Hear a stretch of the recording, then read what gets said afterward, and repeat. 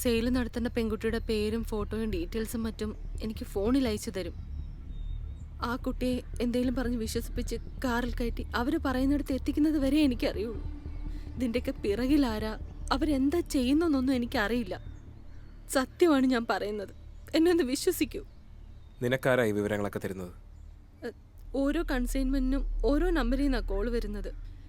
കൂടുതലും WhatsApp call ആയിരിക്കും. ഈ പെൺകുട്ടിയുടെ ഡീറ്റെയിൽസ് വന്ന നമ്പർ ഏതാ?